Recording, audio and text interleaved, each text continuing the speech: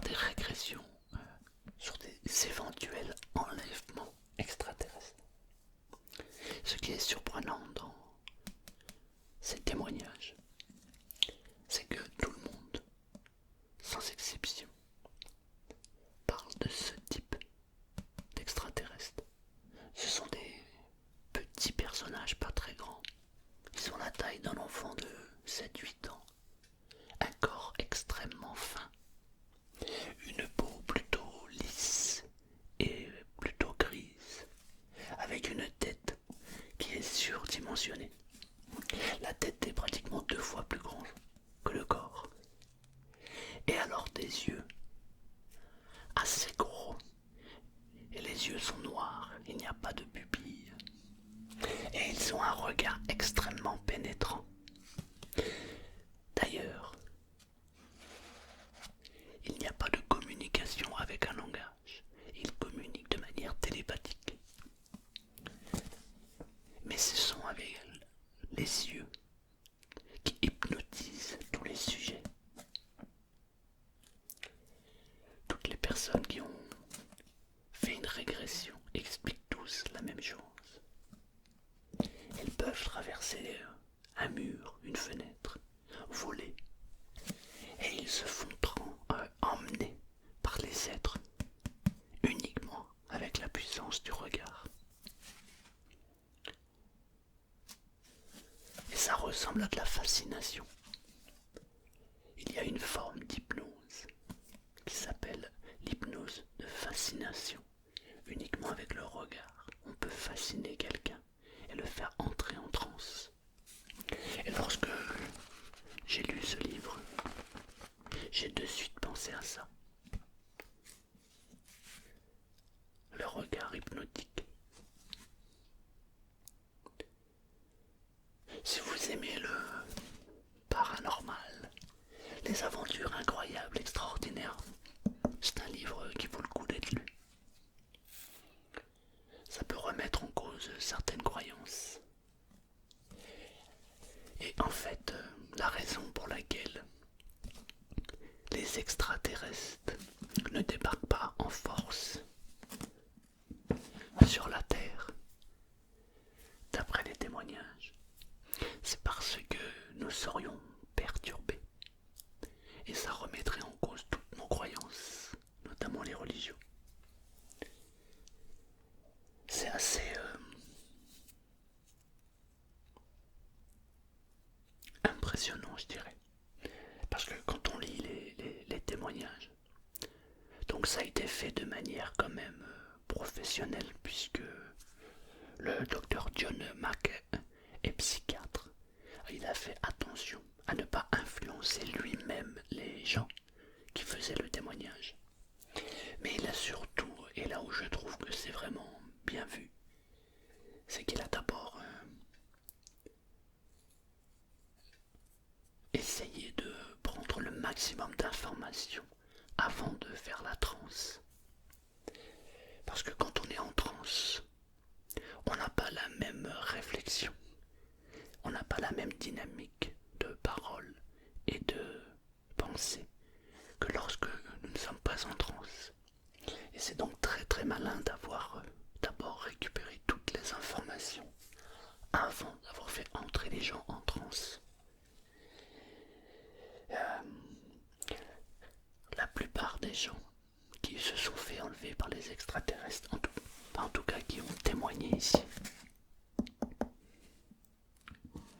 ont tous ressenti un amour incroyable de la part des êtres autres. Ils disent que, sans communiquer, ils ressentaient un amour très très puissant de la part de ces êtres.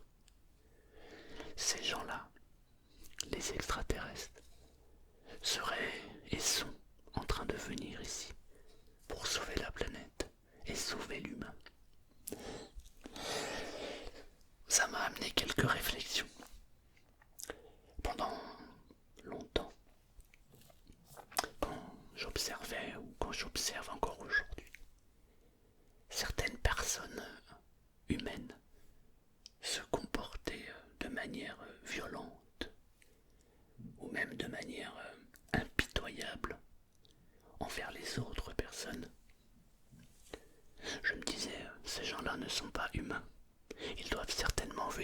autre planète.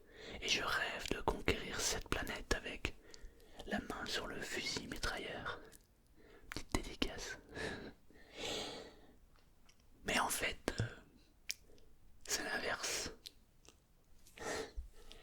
Les gens, comme moi, comme toi, comme la plupart d'entre nous, nous sommes des êtres bons, mais nous avons un fond violent.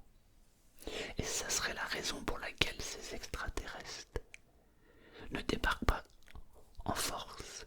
Ils ont peur de la réaction des humains. Car, d'après eux, les humains sont très violents et sont méchants. Du coup, ça me fait rire parce que je me disais, mais c'est pas possible.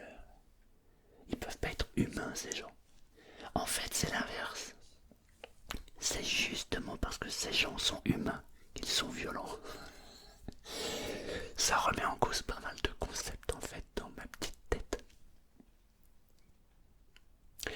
Je vais donc faire une régression moi-même. Peut-être dans les vies passées, mais en tout cas dans cette vie-là. Parce que j'ai un problème. C'est que je n'ai aucun souvenir de mon enfance. J'ai un souvenir à partir de 12 ans. Mais tout ce qu'il y a en dessous mes 12 ans, je n'ai aucun souvenir. Enfin, quand je dis aucun, c'est faux. Je me rappelle de 2 épisodes. C'est tout. Mais je ne peux pas dire...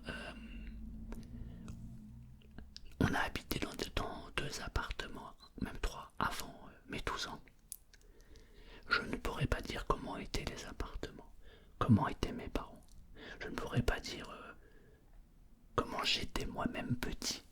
Je suis incapable de raconter ou de dire ce que j'ai vécu avant. Je n'ai aucun souvenir. Alors, je suis très curieux, puisqu'il existe la possibilité de faire des régressions. Et je pense que ça fonctionne, puisque j'en ai fait 2 très récemment. À des personnes que je connais. Et on a retrouvé des souvenirs, on a retrouvé des choses qui étaient enfouies. C'était magnifique. Alors je me dis, moi, je vais aussi le faire. Et je vous raconterai mon expérience. Si elle est racontable, évidemment. Peut-être que ce n'est pas intéressant. Mais je suis curieux de voir pourquoi je n'ai aucun souvenir. C'est étrange quand même.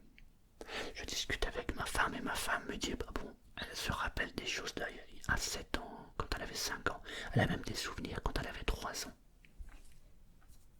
Et ben moi j'en ai pas. Alors, voilà. Alors, je me dis que peut-être que ça peut être intéressant de se plonger dans ce passé.